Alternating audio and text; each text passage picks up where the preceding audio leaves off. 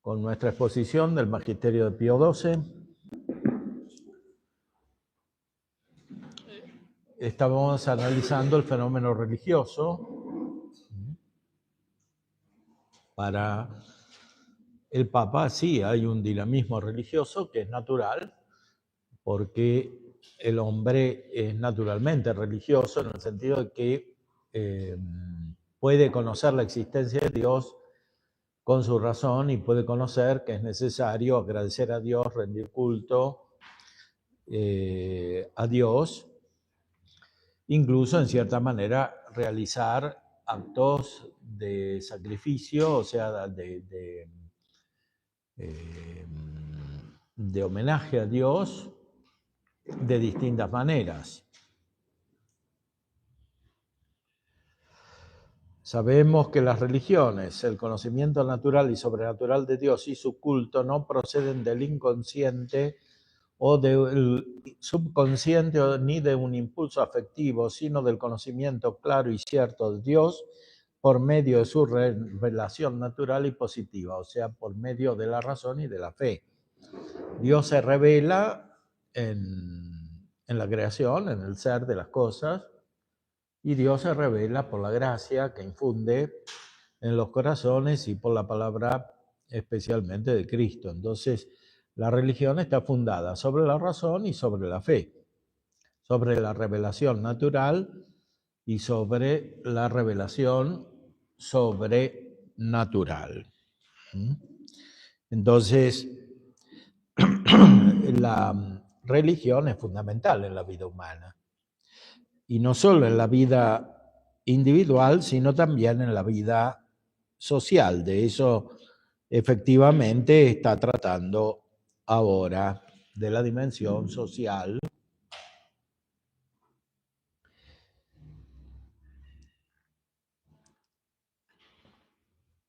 Esta es la doctrina y la fe de la Iglesia, desde la palabra de Dios en el libro de la sabiduría y en la epístola a los romanos hasta la encíclica Pascendi Dominici Gregis de nuestro predecesor, el Beato Pío X.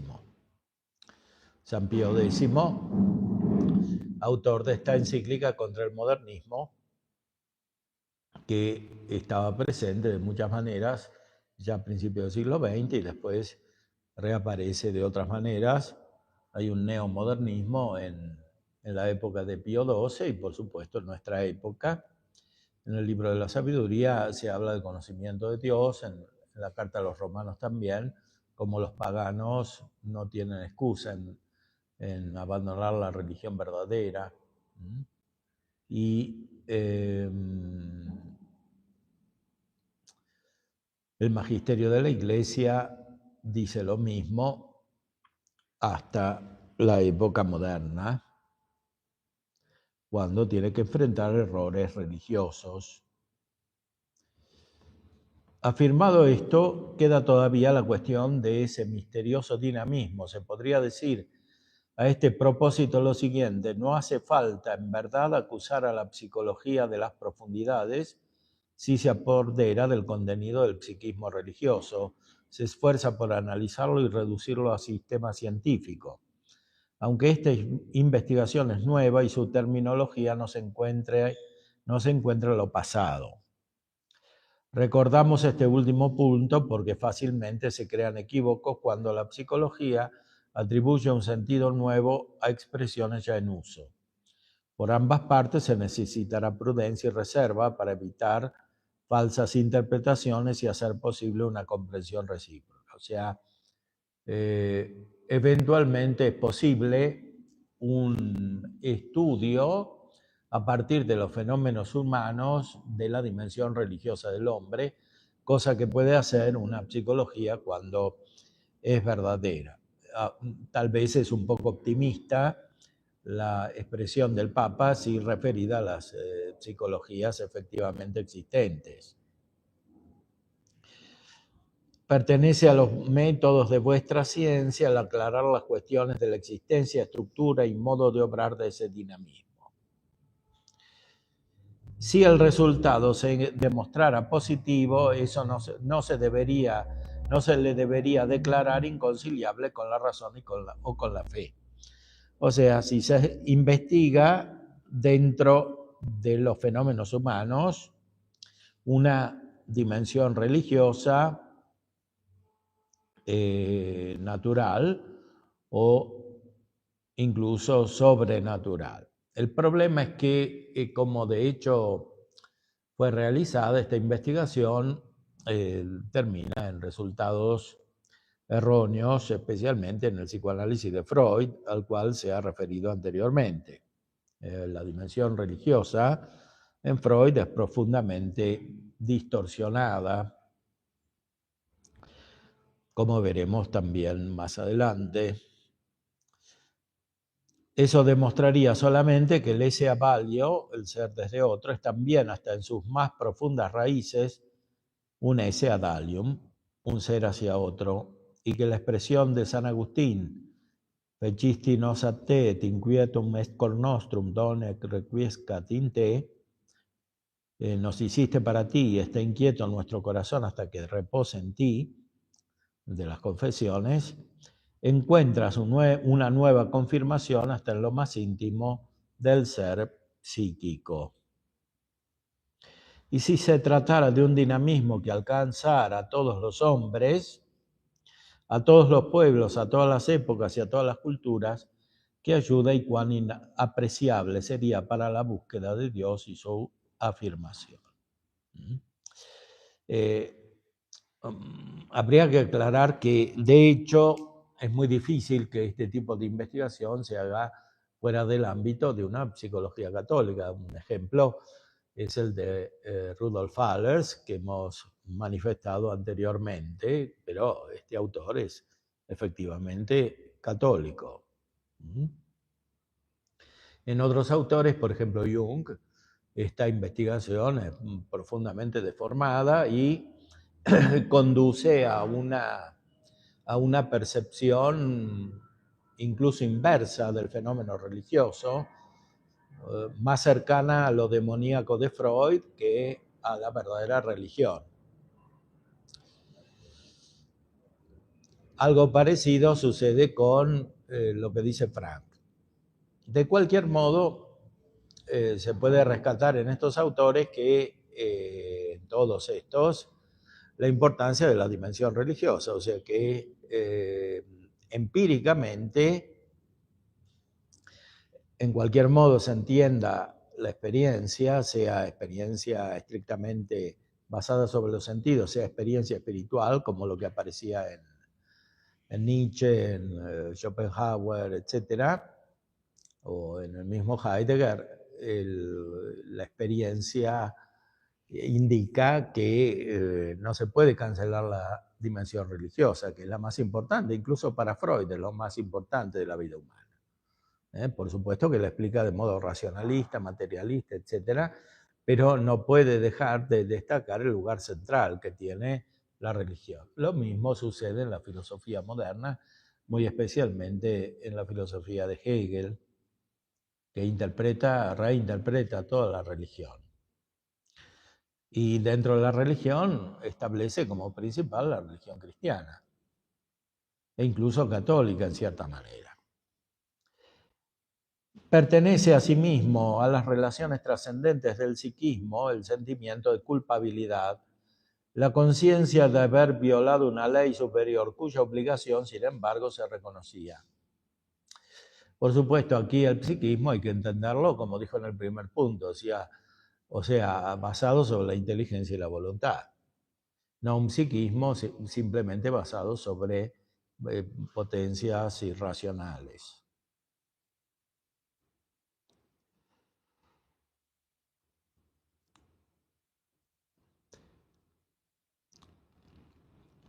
Conciencia que puede convertirse en sufrimiento, incluso en perturbación psicológica. Efectivamente, el pecado produce perturbación psicológica o perturbación psíquica mejor que psicológica, porque psicológica hace referencia a la ciencia o a las ciencias, psíquica hace referencia al alma. Hay una perturbación que está en el alma.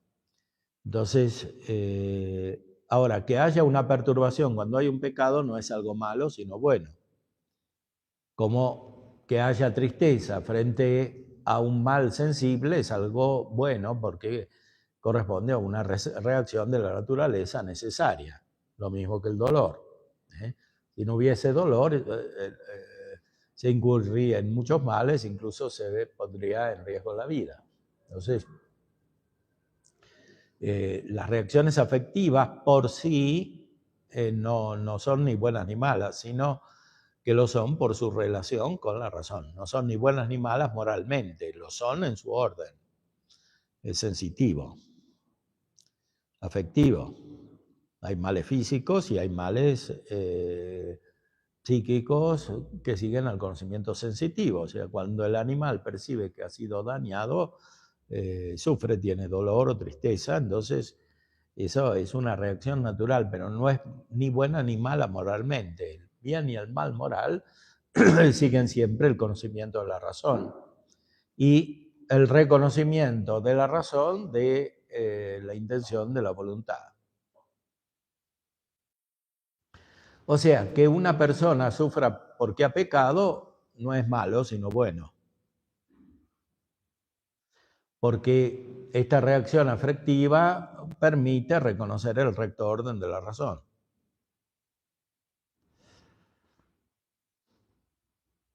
Ahora, que haya personas que puedan incurrir en una deformación psíquica, incluso permanente, es comprensible. Alfred Adler dice que la neurosis se puede transformar en psicosis, o sea, en un estado permanente. Y esto es razonable porque hay una base sensitiva y la base sensitiva corresponde a un estado corporal. El cuerpo puede ser dañado, puede ser transformado de una manera difícilmente modificable. Pensemos en una persona que ha abusado de las drogas o que ha abusado de la homosexualidad o del alcohol o de otro tipo de conductas violentas, etc. Puede quedar una disposición sensitiva y corporal incluso, propensa al vicio y antinatural en la percepción de la inteligencia en cuanto es posible. Entonces, eso puede producir sufrimiento.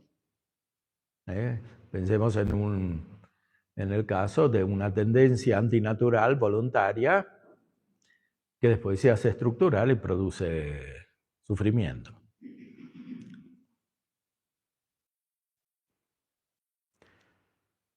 Hay muchos tipos de conductas antinaturales en el sentido físico del término o psíquico del término.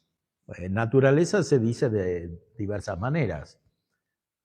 La raíz de la naturaleza es metafísica, pero hay también una naturaleza física. Y hay también una naturaleza psíquica animal. Todos los animales tienen una naturaleza propia y reacciones que corresponden a esta naturaleza. Siempre hay que distinguir de qué tipo de perturbación psíquica se trata. Si es una perturbación psíquica solamente basada sobre el conocimiento sensitivo, sobre una disposición corporal unida a o si hay una intervención de la voluntad y de la inteligencia, como muchas veces la hay. Esta intervención puede ser anterior porque se quiere deliberadamente obrar de esta manera, o puede ser posterior porque hay una justificación. Como dice San Pablo de los paganos que practicaban la homosexualidad y después la justificaban. Entonces, la variación de las situaciones psíquicas es muy importante y hay que considerar todos los elementos y no reducir todo a un solo factor, como se hace en el psicoanálisis, en el cual ni siquiera se distingue adecuadamente lo que es espiritual de lo sensitivo y se confunde una cosa con la otra. Lo espiritual se identifica con la reacción afectiva que sigue el conocimiento sensitivo.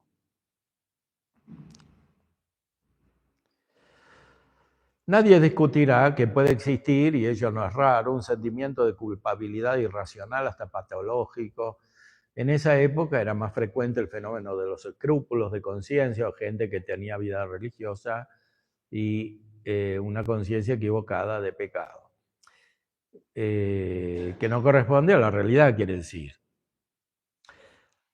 Ahora, este fenómeno, que en esta época es menos frecuente porque la conciencia se ha vuelto laxa, entonces se justifica cualquier tipo de pecado, sea mortal, sea venial. También es un fenómeno complejo porque muchas veces hay escrúpulos respecto de un aspecto de la conducta, pero no respecto de otros que son más importantes. O sea, las personas escrupulosas a veces tienen una inmadurez moral importante, porque no han desarrollado plenamente la vida espiritual, puede haber falta de generosidad en seguir adelante en la vida espiritual, etc. Entonces, justamente por la inmadurez espiritual, se juzgan de manera inmadura ciertos actos, ciertos comportamientos.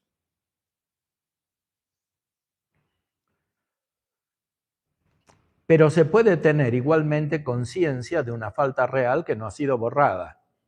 Ni la psicología ni la ética poseen un criterio infalible para casos de este género, porque el proceso de conciencia que engendra la culpabilidad tiene una estructura demasiado personal y demasiado sutil.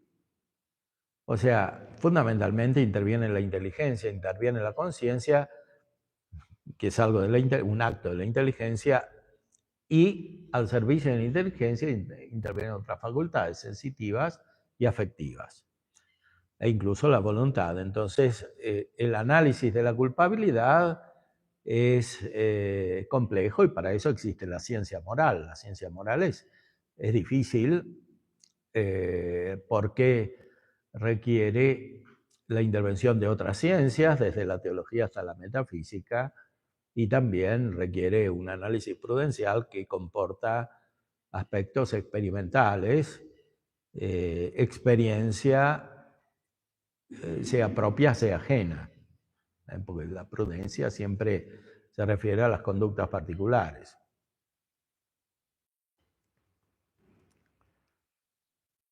Pero en todo caso es seguro que la culpabilidad real no se curará con ningún tratamiento puramente psicológico. Este es el elemento fundamental. O sea, si hay culpa de verdad, no se puede eliminar con la psicología. Ahora, aquí tenemos un problema, sobre todo en nuestra época, porque la concepción corriente de la intervención de la psicología está destinada muchas veces a eliminar la perturbación que produce una culpa real. No se trata simplemente de estados de inmadurez que se pueden corregir con una buena educación, sea general, sea particular, sino que se trata de culpa real. O sea, cuando hay culpa real, la psicología no la puede eliminar. Y entonces tampoco puede eliminar el factor principal de la perturbación, la causa. Más aún, estaría interviniendo en desmedro de la persona si intentase, por medios artificiales, eliminar esta perturbación. Porque dejaría a la persona sin la capacidad de reacción. Aun cuando el psicoterapeuta la niegue, puede ser que de muy buena fe ella perdura.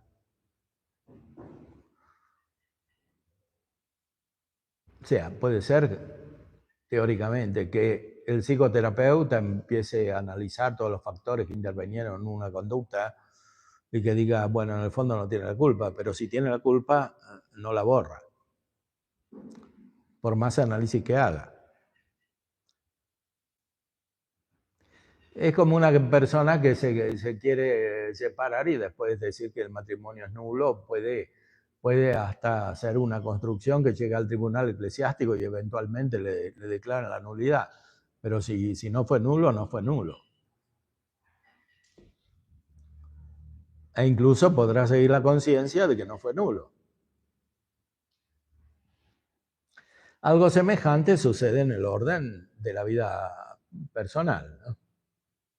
De las acciones personales, aun cuando no se refieren a otro directamente. Aunque el sentimiento de culpabilidad sea alejado por intervención médica, por autosugestión o por persuasión de otro, la falta queda.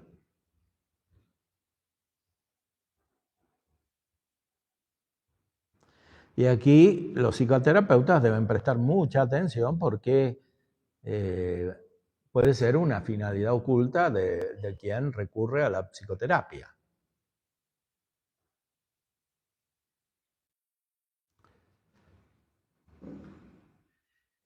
Y la psicoterapia se engañaría y engañaría a los demás si para borrar el sentimiento de culpabilidad pretendiera que ya no existe la falta.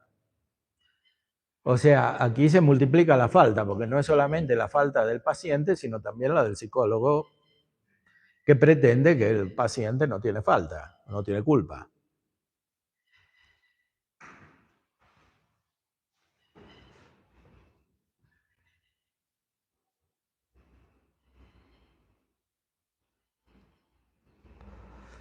El medio de eliminar la falta, la culpa, no es puramente psicológico, consiste, como todo cristiano lo sabe, en la contrición perfecta y en la absolución sacramental del sacerdote.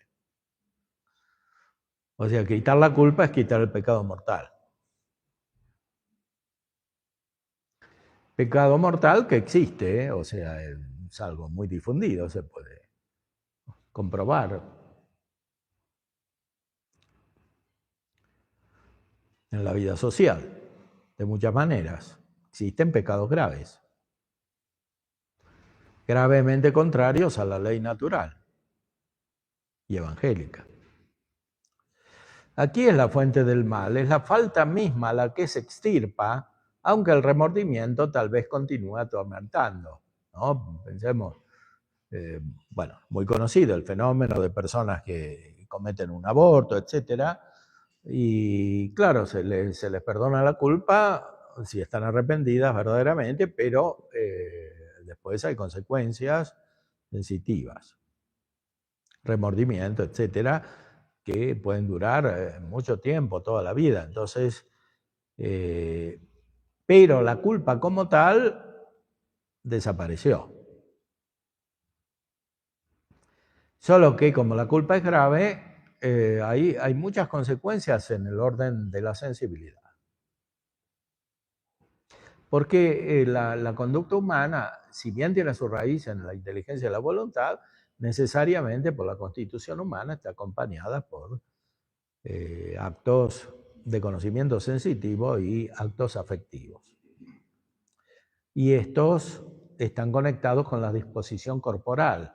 Entonces no consiste simplemente en reacciones o afectivas o en conocimientos sensitivos, percepciones que cambian fácilmente, porque hay una radicación en la corporeidad y la corporeidad no es fácilmente mutable, porque es imperfecta, o sea, la materia es imperfecta respecto de la forma. El principio del movimiento es la forma, el principio de la operación, del cambio, es la forma, porque tiene perfección. Es motor. En la materia no, es lo contrario a la forma. Es un principio de imperfección. Entonces, como en los actos de la vida sensitiva, en cuanto tal, hay intervención de la disposición corporal, que es difícilmente movible, pueden perdurar las consecuencias.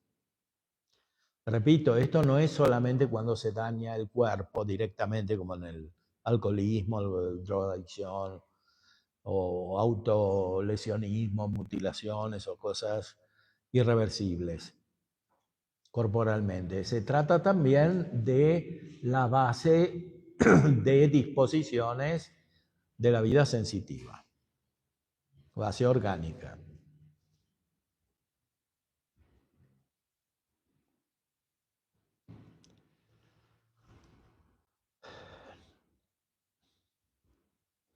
No es raro que en nuestros días el que en ciertos casos patológicos el sacerdote envíe su penitente al médico.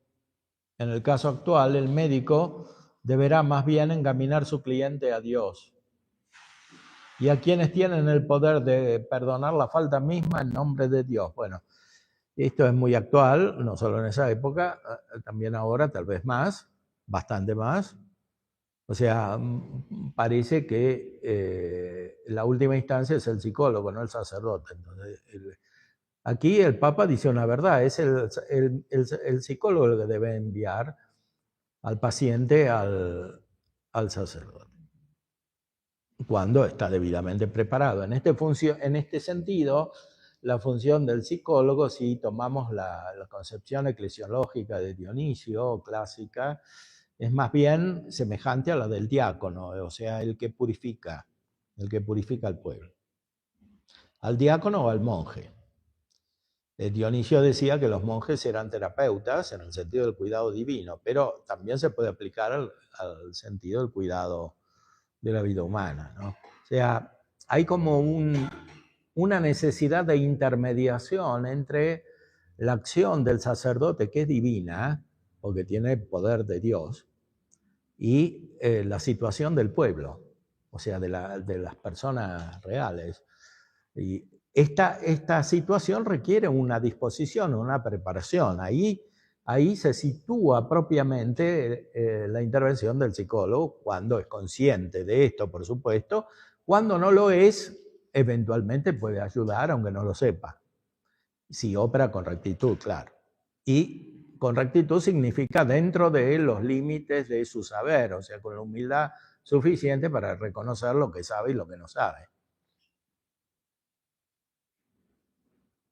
Y no con la soberbia de aplicar un método único a todos, simplemente porque tiene la autoridad del psicólogo. Entonces ahí comienza a producir un efecto negativo, sobre todo en estos casos más profundos, que corresponden a la culpa. Y la culpa se da en la realidad, no es que son casos aislados o excepcionales, son casos comunes.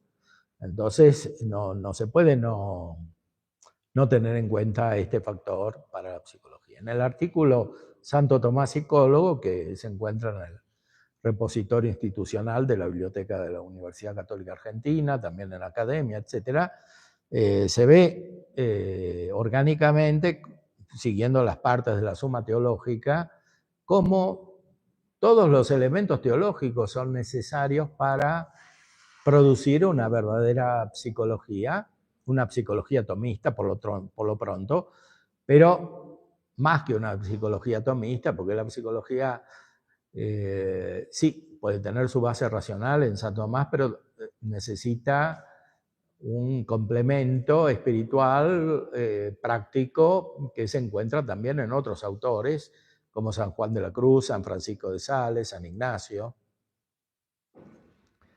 de Loyola, y otros más, Santa Teresa, San Francisco de Osuna, muchos otros que tampoco son santos, pero canonizados por lo menos, pero que transmiten una tradición, porque no es tanto cuestión de autores separados, es cuestión de la revelación, o sea, de un conocimiento divino de la vida humana que viene por revelación y que nos llega a través de la tradición. Santo Tomás es un testimonio excelente de la tradición, pero San Tomás contiene muchos otros autores en sí que la han sintetizado. Y hay otros que vienen después de él.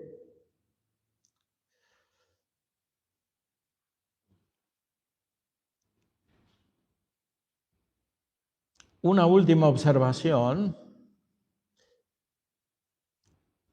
a propósito de la orientación trascendente del psiquismo hacia Dios. El respeto a Dios y a su santidad debe reflejarse siempre en los actos conscientes del hombre.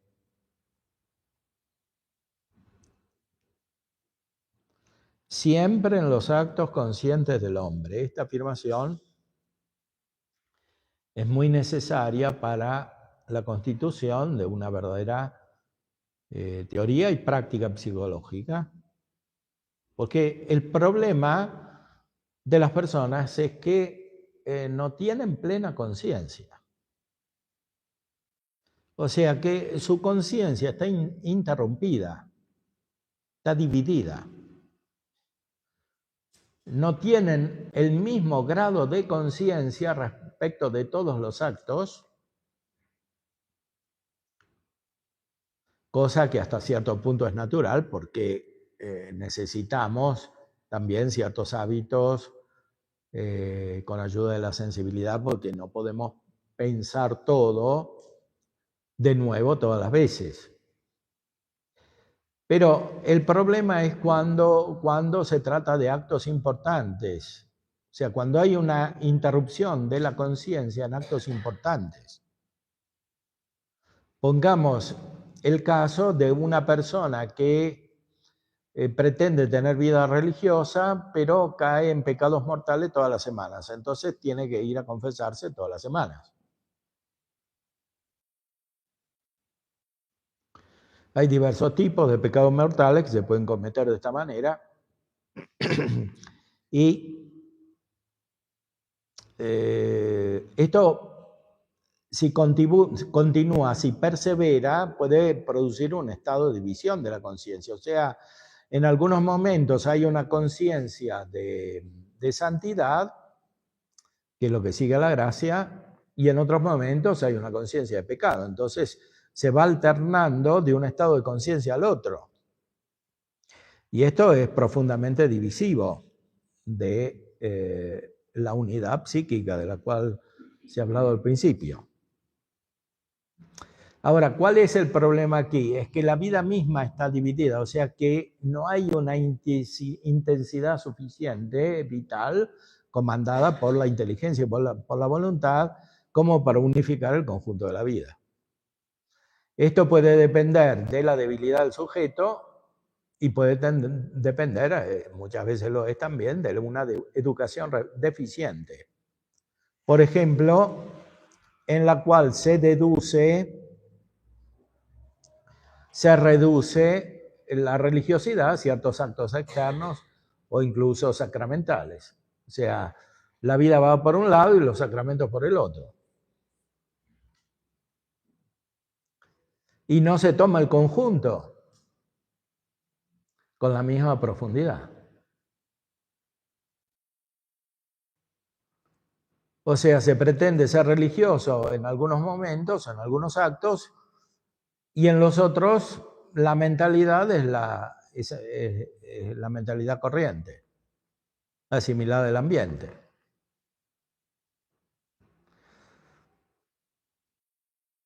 Aquí hay un problema que no puede eliminarse muchas veces solamente con la práctica del sacramento de la reconciliación. O sea, hace falta un crecimiento espiritual total, global.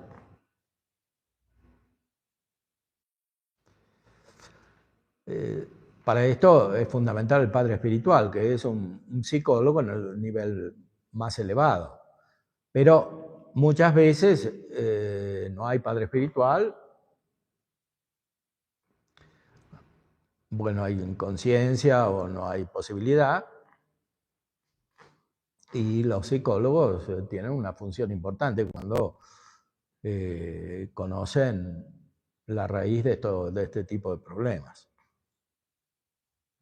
O sea, pueden ejercitar esta función diaconal o ministerial.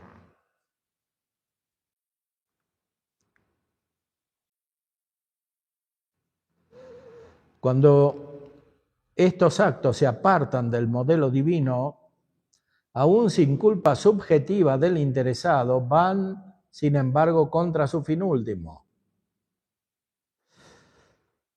O sea, supongamos que haya un impedimento insuperable.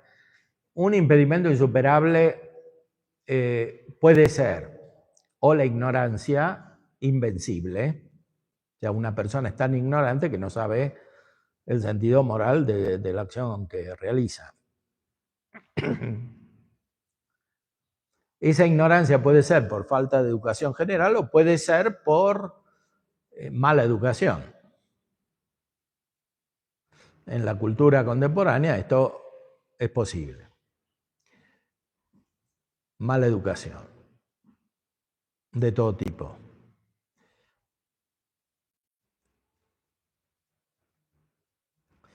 Pero también puede ser por influjos invencibles para el sujeto. Estos influjos pueden combinarse con la ignorancia. O sea, personas que no pueden superar ciertas tendencias porque están radicadas en estas personas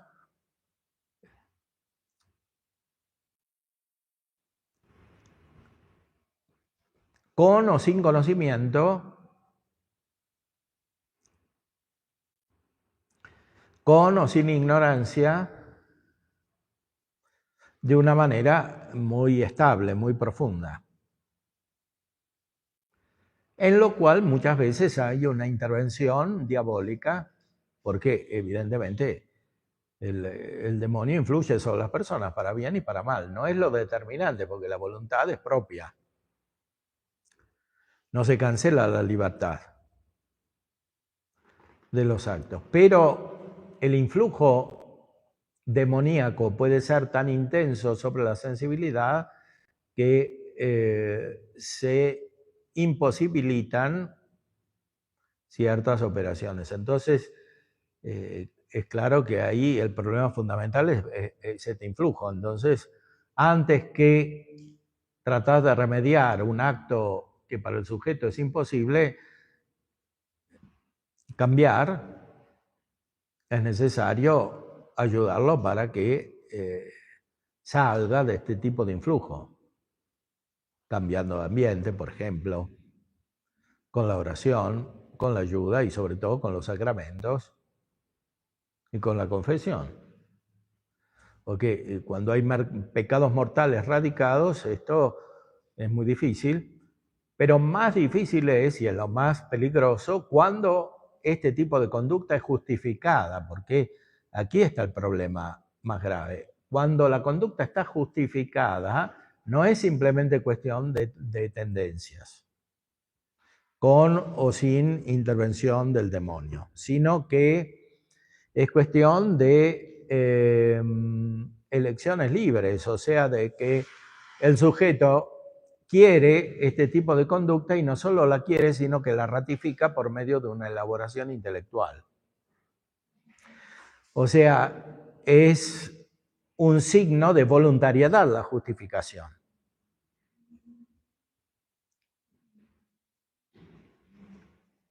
Sobre todo cuando hay un razonamiento en el cual intervienen contradicciones. O sea, un razonamiento basado sobre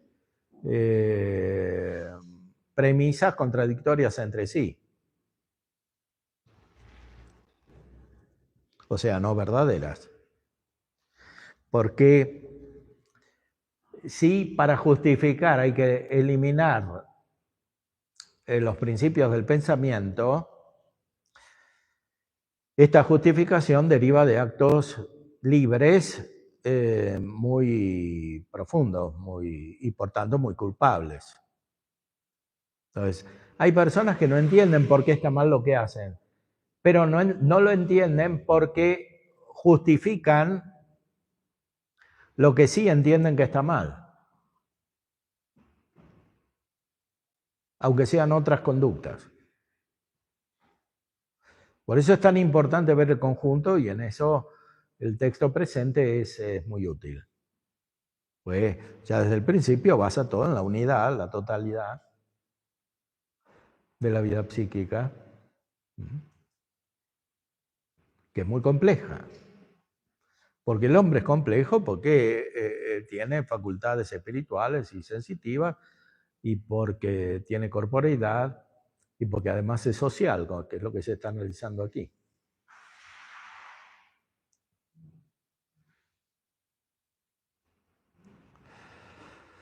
He aquí por qué aquello que se llama pecado material es una cosa que no debe existir y constituye por lo mismo en el orden moral una realidad que no es indiferente. Supongamos que viene a confesarse un sujeto que está divorciado y en una nueva unión en buena fe y pretende comulgar. Supongamos que tenga ignorancia invencible y una imposibilidad real de comprender que eso está mal.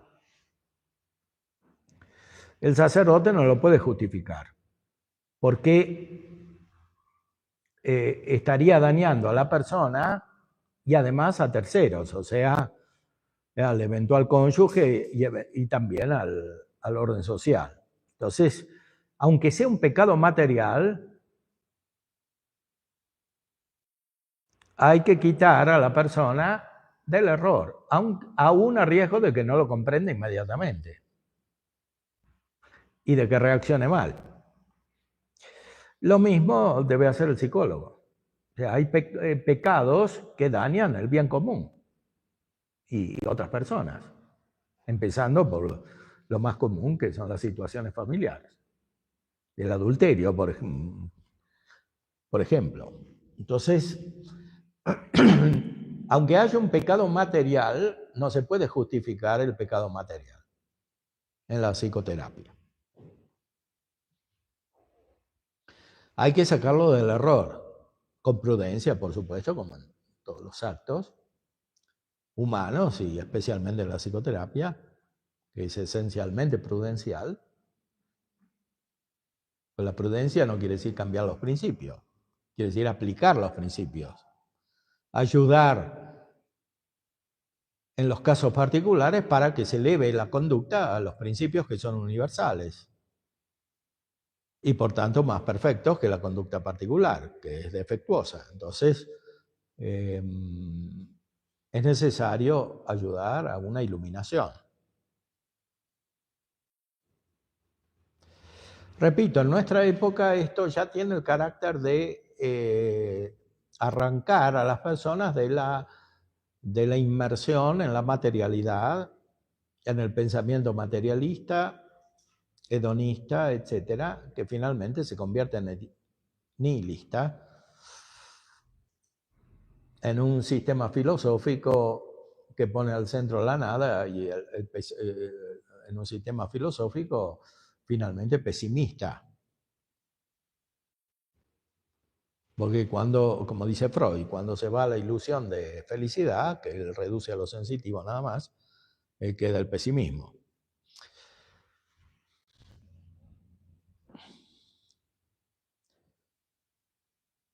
He aquí porque aquello que se llama pecado material es una cosa que no debe existir y constituye por lo mismo en el orden moral una realidad que no es indiferente. Esto tiene una aplicación muy evidente en el caso de la homosexualidad, que hoy es común en muchos ambientes, o sea, no se puede justificar.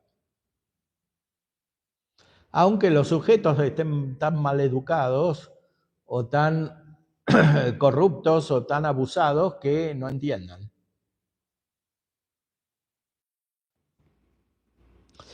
No es un acto de misericordia dejarlos en el error, es lo opuesto, porque se dañan a sí mismos y a los demás.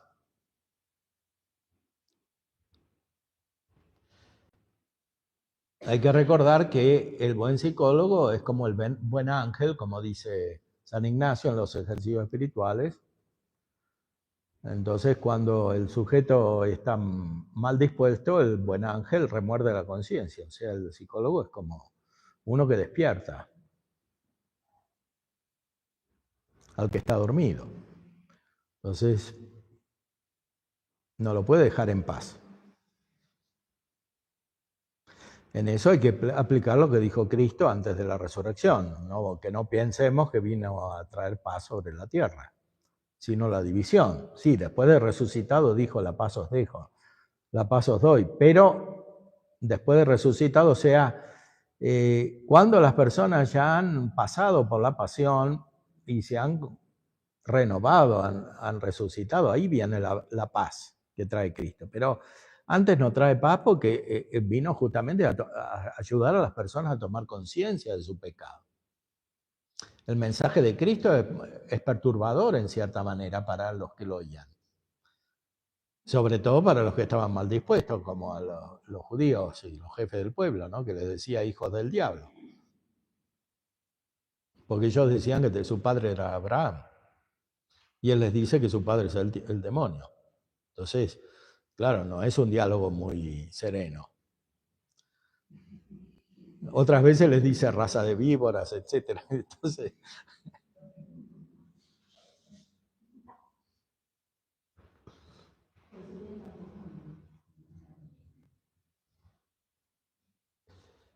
bueno, el Evangelio nos dice que tenemos que ser prudentes como las serpientes y simples como las palomas, ¿no? O sea, hay que pensar bien, salvo que se manifieste que hay un mal. Y no dejarse engañar por el mal. Bueno, hoy se preguntaba acerca de la utilidad de Freud. Esta es una de las utilidades de Freud, o sea, que ayuda a ver cómo piensan los que piensan mal o los que están mal.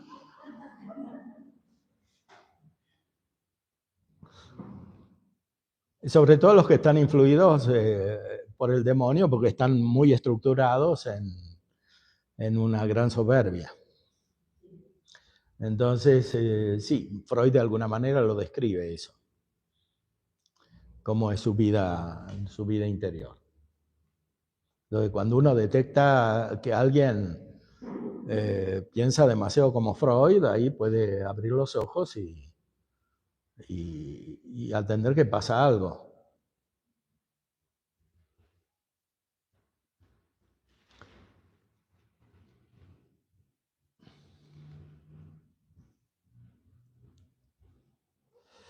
En estos casos, la ignorancia es invencible muchas veces inmediatamente, pero por culpa del sujeto, porque él justifica su mal. Entonces perdió la capacidad de razonar correctamente.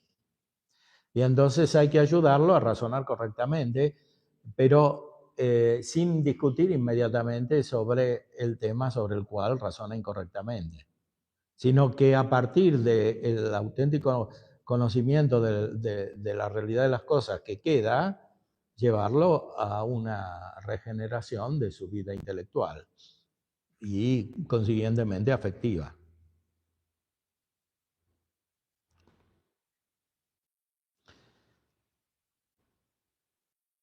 Una conclusión se deriva para la psicoterapia. Ante el pecado material no puede permanecer neutral.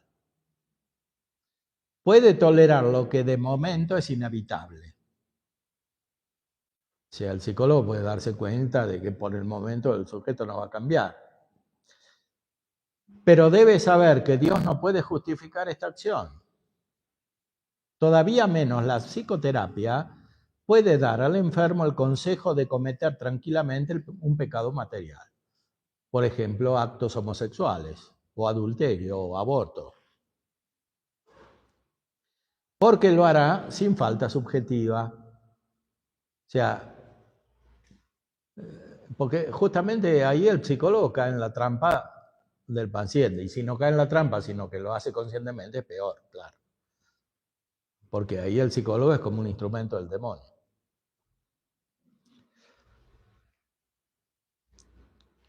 Pero si no quiere ser instrumento del demonio, sino de Dios,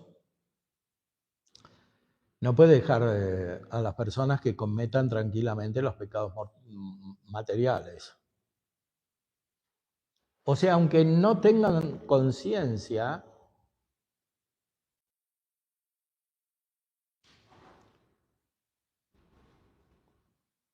de la maldad del pecado. De ese pecado, porque cuando sucede esto hay otros pecados. Por ejemplo, una persona cae en la homosexualidad o cae en el adulterio o en la fornicación o en conductas violentas, pero claro, no tiene vida espiritual, no busca la verdad, etc. Entonces, muchas veces detrás de conductas que se hacen aparentemente irreformables hay otros pecados que son más conscientes. Especialmente los que se refieren a Dios, personas que abandonan la fe, por ejemplo. Porque el primer mandamiento es amar a Dios sobre todas las cosas, pero eso, como Dios es la verdad, significa amar a Dios, amar la verdad. Si alguien no ama la verdad, es irrecuperable.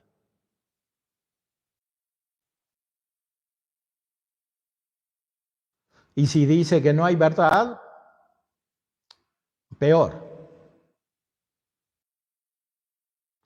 Entonces hay que comenzar por ahí, porque lo más básico de la vida humana en cuanto humana.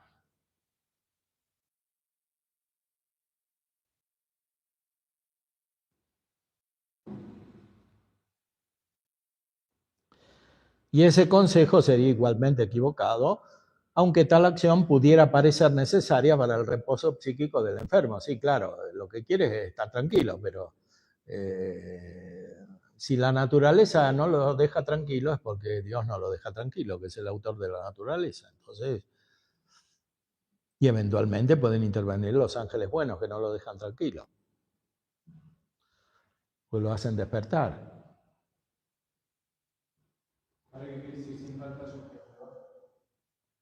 Sin falta subjetiva, que el sujeto es tan ignorante, por ejemplo, por culpa propia o no, o ajena, que no se da cuenta de que una conducta es inmoral.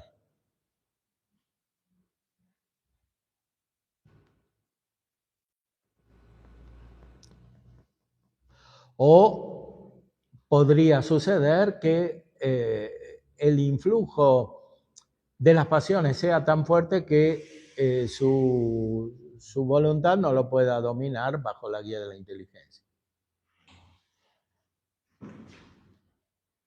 O sea, que sea análogo al de una constricción física. O sea, que no tenga fuerza para realizar el acto. Pero esto normalmente sucede más bien cuando hay un influjo diabólico. A veces se ve en las historias de los homicidas, ¿no? Que cuando cuentan como lo que sintieron cuando cometieron el homicidio, ¿no? O sea que no, es como que están fuera de sí. Bueno, es claro que en el homicidio el demonio no debe andar muy lejos, ¿no?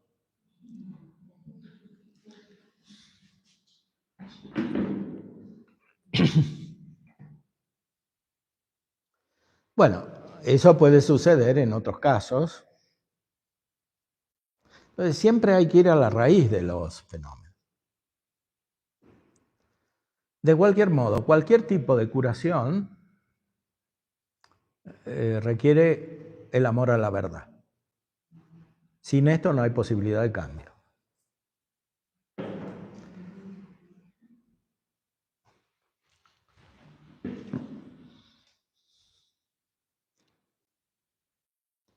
San Pablo dice al principio de la carta a los romanos que los hombres tienen atrapada la verdad en la injusticia.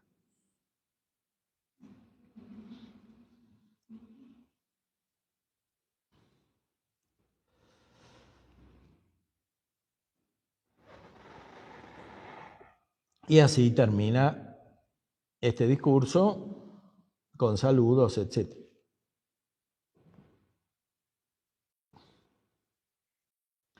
Hay otro complementario que es muy interesante, también de Pío XII, que es a las enfermeras. Aquí tal vez le dice las cosas más profundas, a las enfermeras y no a los médicos.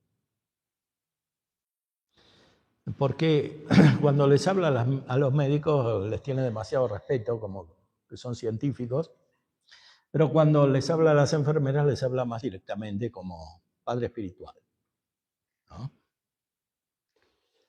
A ver si lo encontramos.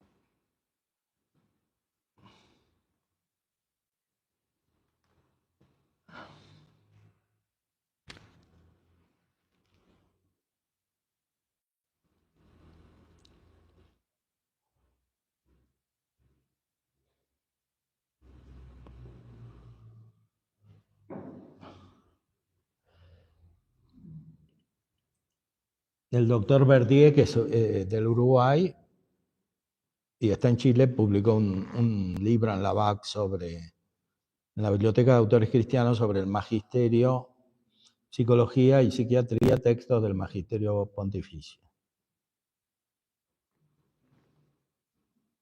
A ver.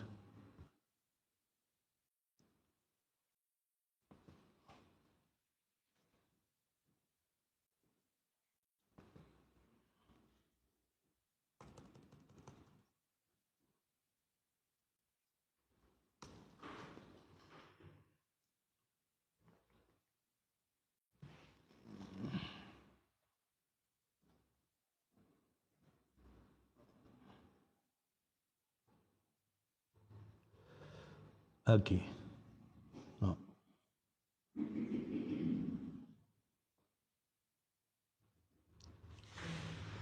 Bueno, lo tenemos en italiano aquí. Solo está en italiano, lo traduzco.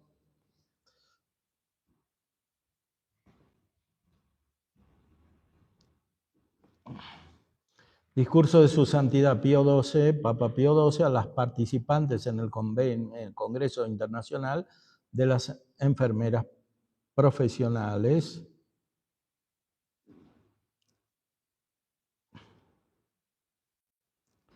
Bueno, aquí habla de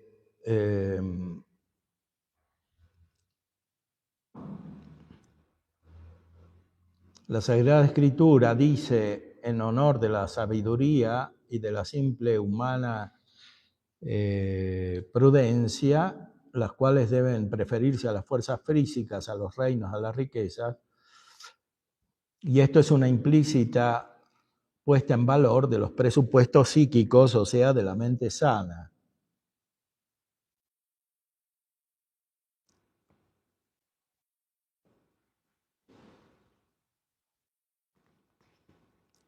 No obstante que el sectarismo de otros tiempos pretendía falsamente afirmar, es hoy admitido que la conducta debida en conformidad con los preceptos cristianos, cuya observancia requiere muchas veces graves luchas y sacrificios superables siempre con el ayuda de la gracia, es la mejor garantía para salvaguardar en sujetos normales la armonía del espíritu, mientras reconquistarla constituye un factor de recuperación de las energías psíquicas agotadas o destruidas. Si tanta es, por tanto, la estima que la sanidad mental tiene en el pensamiento y en la praxis católica, es justo que la Iglesia mire con satisfacción el nuevo camino emprendido por la psiquiatría en este reciente periodo después de la guerra. Ella sabe que sustraer, previniendo, curando un espíritu a la demencia es como ganarlo inicialmente para Cristo, porque se lo pone en la posibilidad de hacerse o de retornar de atrofiado e inerte a ser miembro consciente y activo de su cuerpo místico. Claro, después de la guerra había muchos problemas mentales, entonces, claro, los traumas en la guerra son muy fuertes y pueden producir efectos psíquicos importantes. Entonces, es más notable aquí cómo hace falta una curación que vaya más allá de los condicionamientos, ¿no? Porque a veces se habla de los homosexuales o sujetos así, pero en los ambientes de violencia estos condicionamientos psíquicos pueden ser incluso más importantes. De hecho, muchas de estas personas se suicidan, etc.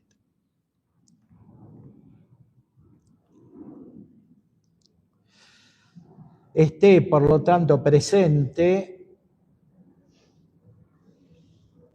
en vuestro espíritu este nexo humano y religioso de vuestra profesión, cuando tendréis que ocuparos de enfermos de mente o de trabajar de cualquier modo en este campo para que seáis confortadas para prodigar generosamente vuestra personal y espiritual contribución, en modo especial asistiéndolos directamente, porque no son tanto los remedios externos, los fármacos externos los que curan, cuanto y sobre todo la cercanía de espíritus sanos y armoniosos que pueden servir para restituir a ellos una visión serena y amigable del mundo y de la vida. O sea, esto que se aplica a las enfermeras, se aplica también a la psicología, o sea, a la psicoterapia, porque muchas veces las personas están enfermas porque no tienen amistad.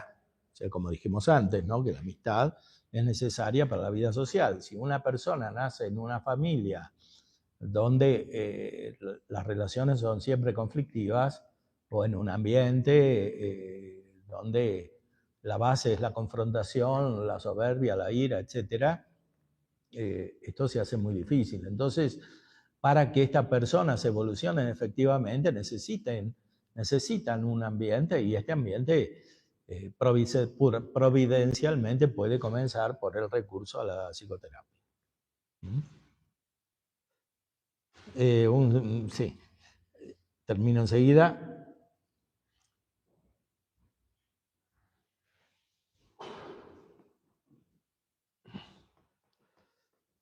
Dice que traten de seguir las indicaciones de los psiquiatras, salvo cuando sean inmorales. Bueno.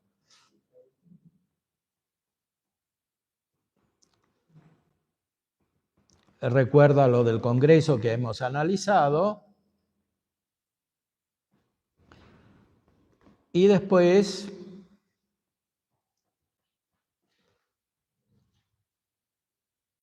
el ejercicio eximio de las virtudes cristianas produce la interior serenidad y aquel templado optimismo que espontáneamente se vuelcan en los otros y son la mejor ayuda que pueda ser ofrecida a un enfermo de mente. Ellos hacen dimenticar fácilmente las infaustas circunstancias de la vida que concurrieron a determinar la enfermedad más fácilmente que no la clínica o la segregación. Bueno, o sea, la internación en hospitales especiales, psiquiátricos.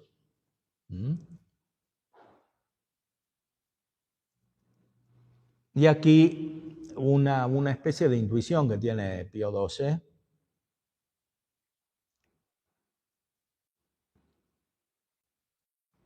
El candor que irradia de vuestros vestidos y evoca a los ojos cansados de los enfermos visiones angélicas, sea símbolo y uniforme de vuestra vida interior sobrenatural, tal que os haga verdaderamente ángeles puestos al servicio de los hombres. Esto que dice de las enfermeras se aplica con mayor razón a los psicólogos, ¿no? Tienen que ser como ángeles. Y no como demonios, porque si son...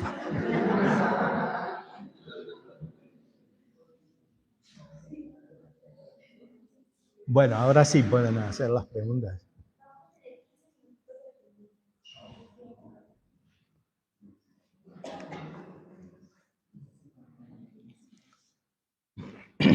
La cuestión de la culpa, padre,